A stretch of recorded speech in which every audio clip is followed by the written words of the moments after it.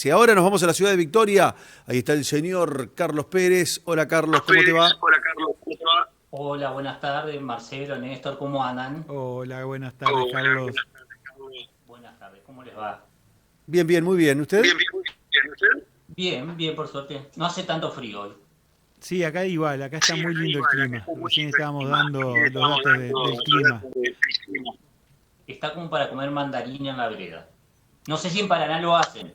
Y es Tal vez una, sea... es Y una, es es una tradición es una entrerriana, me tradición parece, esa entrerriana, me de parece, comer de mandarina comer o mandarina girasol a o la girasol siesta a la siesta tomando solcito. tomando solcito. Exactamente. ¿Qué tenés, Carlos, para ¿Qué tenés, contarnos Carlos, para de contarnos la ciudad de de Victoria la en ciudad de cuanto a Victoria en noticias cuanto a judiciales noticias y policiales? y policiales? Bueno, tenemos dos hechos que estuvieron ocurrir. Venimos de una semana bastante tranquila.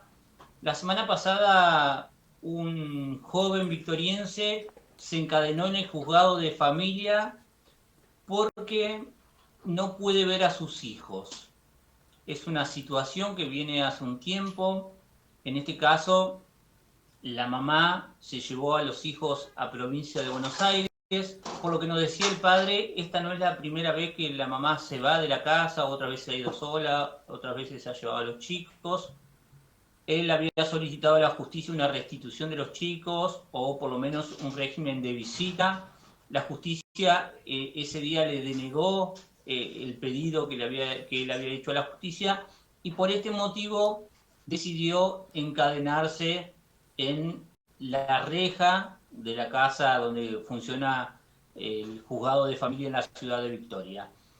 Esto comenzó alrededor de las 8, 8 y media, 9 más o menos, pero ya para las 2 y media, después de haber hablado con sus familiares, con algunos abogados, con la misma justicia que le recomendaba que lo que él tenía que hacer es un amparo, un curso, perdón, de pedir que ¿De revisen. revinculación? De revinculación. Claro, pero aparte pedir un nuevo fallo, apelar la sentencia. Ah, claro. Claro. Que no era el camino encadenarse, sino que lo que él tenía que hacer es buscarse un abogado o el defensor público y apelar esta medida para que la revisen otras personas a la causa esta. Finalmente entendió y hizo esa presentación. Carlos, te hago una Carlos, pregunta tengo una y pregunta en la y medida en la que medida no se revele ningún dato sensible de la causa, porque este tipo de causa lo son, eh, ¿el hombre tenía algún tipo de impedimento de contacto con sus hijos o directamente fue una decisión de su expareja porque cambió de vida, porque decidió irse a vivir a otra provincia? ¿Qué se sabe de eso? Bueno, para no entrar en tanto detalle, él era un ex policía Ujú, que fue desligado de la fuerza luego de algunas cuestiones de género, que tuvo ujú. algunas denuncias. Él lo que me explicaba en realidad es que él entendía que los trabajos que se habían hecho no habían sido del todo legales, por lo que me decía él, siempre citándolo a él como la fuente que nos contaba esto cuando Ujú, estábamos ahí. ujú. Él presentó distintos certificados en las fuerzas policiales y llegó un momento que le dijeron, lo dieron de baja, se quedó sin trabajo. Claro. Él, Pe- él estaba en una relación y él lo que cuenta, porque con la otra parte no pudimos hablar, porque está en Buenos Aires, y desde el juzgado de familia nos explicaban que ellos tienen prohibido hablar de la causa, claro. porque hay menores de por medio. Él lo que decía es que estuvieron comiendo, estaban tomando mate, él se fue a dormir y cuando se levantó ya no estaba más la mujer ni los tres chicos. Claro. Claro. Vos sabés que acá Vos en sabés los que tribunales acá de en los Paraná tribunales de también Paraná es común periódicamente ver un joven que va con una guitarra y siembra en la explanada de ingreso a tribunales unos cartelitos diciendo quiero ver a mi hijo. Y hace varios años que viene con esta problemática. Yo intenté una vez, digamos, visibilizar su reclamo, teniendo en cuenta todos estos protocolos de abordaje de este tipo de situación, pero el joven muy respetuoso de la restricción que le impide ver a su hijo, me dijo que no, que iba a esperar. Yo le sugerí que hablara con su abogado para ver si le servía y todavía sí se suele vérselo 1 o 2 veces por semana con su guitarra a las 13 cuando el Poder Judicial termina sus funciones y se retiran del edificio cantando, solicitando pedir ver a su hijo, ¿viste? Es una problemática allí en los juzgados de familia que genera conflictos, porque aquí en los tribunales de Paraná es muy habitual ver en la zona de los juzgados de familia que están sobre calle Santa Fe, situaciones de conflictos, gritos o insultos. Así es. Bueno, y acá tienen que, en general en Victoria no se suelen dar estos tipos de hechos.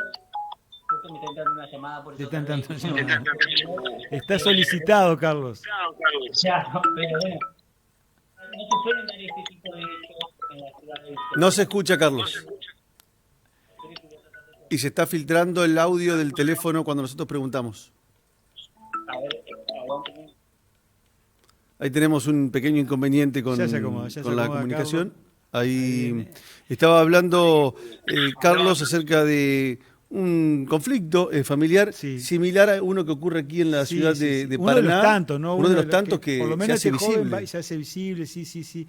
Y vos sabés que ya hubo manifestaciones por lo menos públicas, de un abogado que puso en crisis el funcionamiento de los juzgados de familia.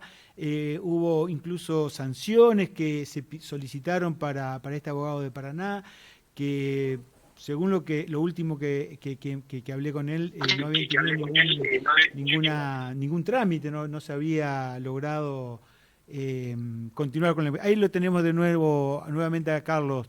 Sí, Carlos, ¿nos contabas?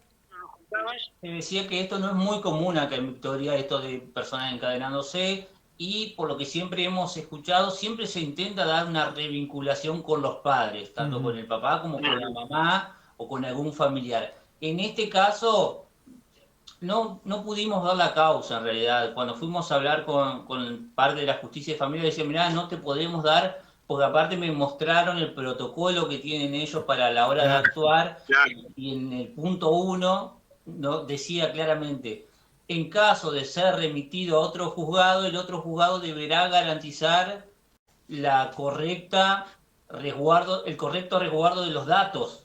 Sí, sobre todo los niños. Exactamente. Entonces, y nos explicaban, yo les sugería, esto que hablaban ustedes recién, esto que hablábamos el jueves pasado con el tema de la justicia, y por ahí que la gente no sabe bien cuáles son las labores que realizan, no saben bien por qué toman tal o cual decisión, poder hacer un comunicado de prensa, por lo menos escrito, donde se explique la situación para que quede todo un poquito más claro. Si no pasa esto que ustedes decían recién, que el Poder Judicial, entre otros motivos, entra en una especie de desprestigio porque no se sabe bien por qué actúan y por qué toman las decisiones que toman. Claro, y vos sabés que en ese tipo de situación, generalmente una de las dos partes termina yéndose sin lo que fue a buscar, y eso también por el boca en boca o por el comentario a familiares, amigos, allegados que conocen la situación, termina desvirtuándose y termina siendo una comunicación que se construye desde la base, desde la sociedad misma, que va comentando el caso sin tener el procedimiento incorporado. Y no digo que tienen que conocer de leyes, sino saber y conocer perfectamente que la decisión que se tomó fue una decisión ajustada a derecho, y en este caso, teniendo en cuenta conflictos familiares, fue una resolución que contempló los intereses de las partes, y sobre todo si es que en ese conflicto hubo una parte que era más vulnerable que la otra. Me parece que lo que vos señalás, Carlos, es importantísimo que se pueda dar por parte del Poder Judicial, que creo que tiene las herramientas para poder comunicar este tipo de noticia sin vulnerar el derecho a la intimidad, sin dar datos que no tengan interés, para informar a la sociedad de salidas a estos conflictos que terminan generando muchísimas veces enconos que son difíciles de superar. Bueno, y poniendo punto y aparte con este tema, otro hecho que se dio acá en Victoria fue la madrugada del día lunes, donde una camioneta que venía de un baile que se ha... Aquellos que conocen el Aeroclub Victoria, en el Aeroclub Victoria se hace un baile que no tiene nada que ver en este caso, pero una persona que aparentemente había estado en ese lugar iba volviendo para Victoria, después de pasar lo que se conoce como Puente Blanco, ahí en Avenida de los Benedictinos, es antes del ingreso a la rotonda del enlace vial, por razones que se tratan de establecer, colisionó una columna de alumbrado público que hay ahí en el medio, en la separación de las dos calles. Ahí se hace doble mano, dos van para el lado de Paraná, dos van para el lado de Victoria. Se está tratando de establecer qué es lo que pasó y colisionó de frente la camioneta contra este poste, un poste de cemento. Estuvieron trabajando los bomberos ahí en el lugar, pudieron rescatar a esta persona, fue trasladado al hospital Fermín Salaberry y luego de 1 hora de estar en el hospital, que lo intentaron reanimar, perdió la vida. Fue la primera víctima fatal en accidentes de tránsito en Victoria en este año. Así es. Carlos, muchísimas gracias por atendernos. Gracias a ustedes, hasta la próxima. Chao, Carlos, abrazo. Era Carlos Pérez desde la ciudad de Victoria, colega de LT39, trayendo la información de una región que tiene mucha actividad. Hay un juicio que se está desarrollando, que nosotros ya hablamos el martes pasado, que tiene que ver con las quemas en las islas. Hay 3 personas que están siendo juzgadas. El juicio va a continuar la próxima semana, por eso no lo tocamos al tema.